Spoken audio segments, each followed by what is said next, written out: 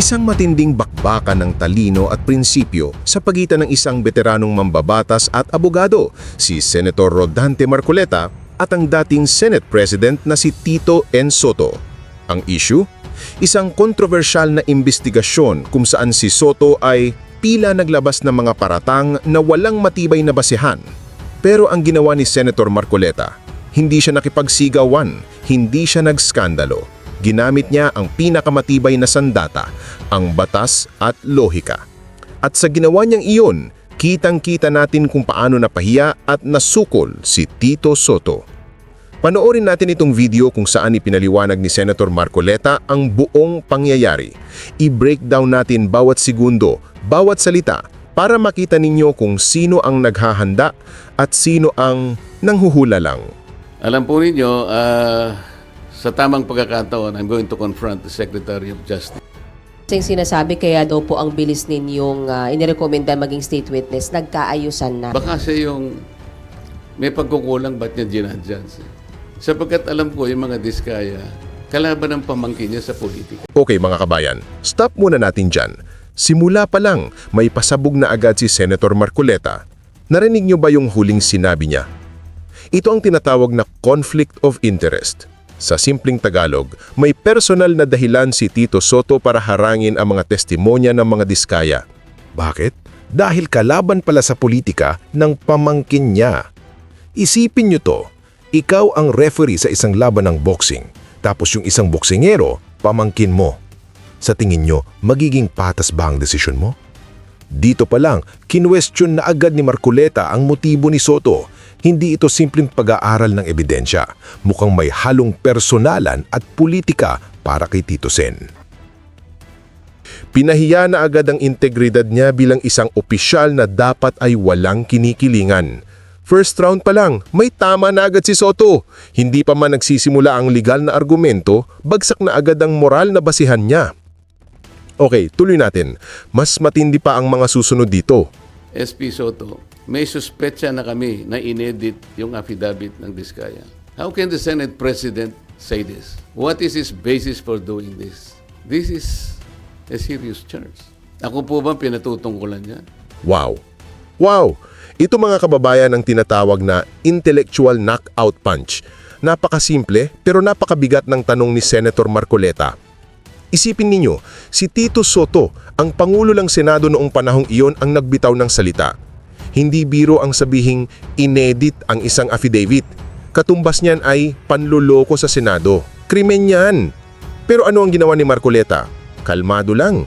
Parang isang abogado sa korte, tinanong niya, ano ang basihan mo? Ito ang pinakamalaking kahihiyan para sa isang taong nag-aakusa.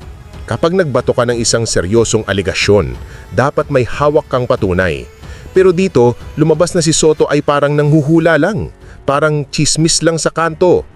Sino ang nag-edit? Tanong ni Marcoleta. Ako ba? Napakalinaw ng hamon niya. Kung may ebidensya ka, Soto, ilabas mo. Kung wala, para mo na ring sinabi na nagsisinungaling ka at naninira ka lang. Sa mata ng publiko at ng batas, sino ang mukhang kahihiya-hiya? Yung taong kalmadong nagtatanong para sa katotohanan o yung taong nagbibitaw ng akusasyon na walang mailabas na pruweba? Dito, napahiya si Soto dahil lumabas na mahina at walang laman ang kanyang paratang. Pero hindi pa tapos si Marcoleta. Dito na niya ilalabas ang resibo, ang mismong batas. Panoorin niyo kung paano niya tinuruan ng leksyon si Soto. Yung aking sulat sa DOJ na bilang nananatiling chairman noon ng ating Blue Ribbon Committee, nirekomenda ko po na siya ay makapag-apply sa Witness Protection Program. Sang-ayon po sa Republic Act 6981. Sa kaso ng legislative investigation in aid of legislation, yung witness po, upon his express consent, ay pwede siyang ma-admit into the program upon the recommendation of the Legislative Committee. Ibig sabihin, lahat po ng aking ginawa na aksyon ay naaayon naman sa batas, provided that the recommendation is approved. Hindi nga po niya inapprove. Mga kababayan, dinurog dito ni Marcoleta ang buong argumento ni Soto gamit ang mismong batas. I-breakdown natin. Una, may karapatan si Marcoleta. Bilang chairman ng Blue Ribbon Committee, trabaho at kapangyarihan niya na magrekomenda ng witness para sa WPP. Hindi niya ito inimbento, malinaw yan sa batas. Ikalawa, may batas siyang sinusunod. Hindi ito basta-bastang sulat, nakabase sa Republic Act 6981. Paulit-ulit niyang binanggit ang numero ng batas. Bakit? Para ipakita na hindi ito opinyon kundi legal na proseso. Heto ang sablay ni Soto. Ayon sa batas na binasa ni Marcoleta, kailangan ng approval ng Senate President. Pero anong ginawa ni Soto? Hindi niya inaprubahan. So ang tanong, bakit hindi inapprove ni Soto? Dito na natin makikita ang mas malaking Kaya kahihiyan. po yun ang tinanong ko sa kanya. Ang sabi niya, kaya hindi niya inapprove, nabasa niya yung sinabi ng SOJ na kinakailangan ng mga diskaya. Ibalik nila yung kanilang nakuhang hindi kanila. Ayan na, lumabas na ang tunay na dahilan. Hindi pala based sa RA 6981 ang desisyon ni Soto. Nakabase pala ito sa sinabi ng Secretary of Justice SOJ. Isipin ninyo to, ang Blue Ribbon Committee na under ng Senado ay sumusunod sa isang Republic Act para sa witness protection. Pero si Soto na presidente ng Senado, ang ginamit na basehan ay isang bagong policy raw ng DOJ, isang hiwalay na departamento ng gobyerno. Para kang sumusunod sa traffic rules ng LTO tapos huhulihin ka ng pulis gamit ang rules ng barangay tanod. Mali, magkaibang jurisdiction, magkaibang batas ang pinag-uusapan. Dito, pinahiya ni Marcoleta si Soto sa aspekto ng tamang proseso. Ipinakita niya na si Soto ay hindi sumunod sa batas na dapat pairahin sa sitwasyon, RA 6981, kundi sumandal sa isang policy ng ibang ahensya. At ang tanong ngayon, yung policy ba yan ng DOJ, kasama ba talaga sa batas? Pakinggan natin ang huling pasabog ni Marcoleta. Yun, sapagkat malinaw naman po sa batas. Kung titingnan po ninyo yung Section 3, isama na po ninyo yung Section 10 ng Republic Act 6981.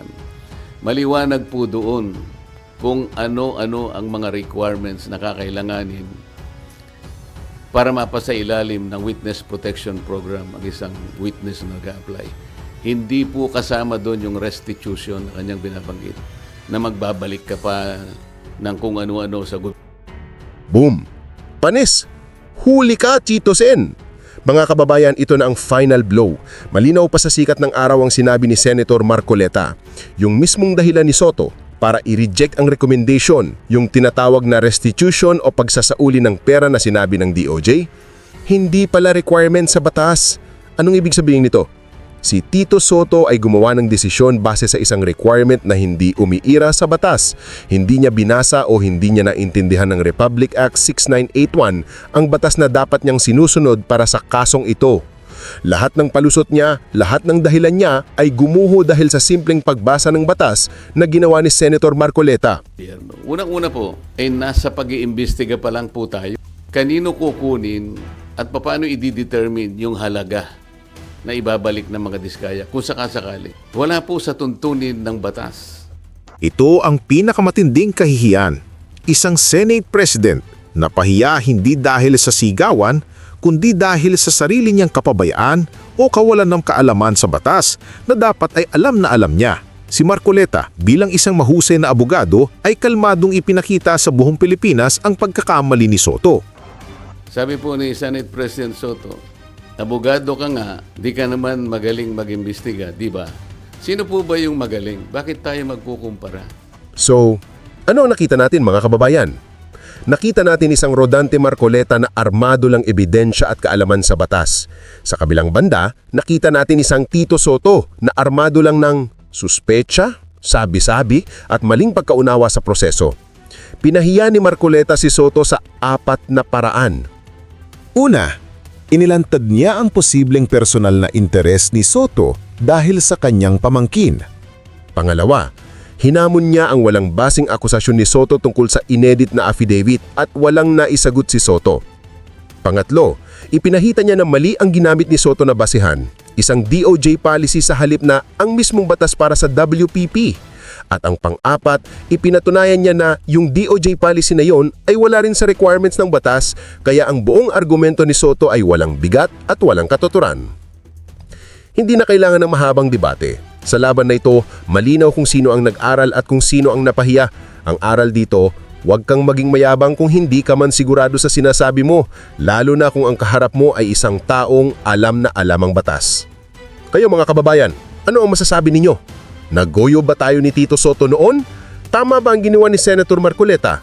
I-comment nyo ang inyong mga saloobin sa ibaba. Muli, ito ang inyong lingkod, nagsasabing sa laban ng katotohanan at kasinungalingan, laging mananaimig ang may alam ng batas. Hanggang sa muli.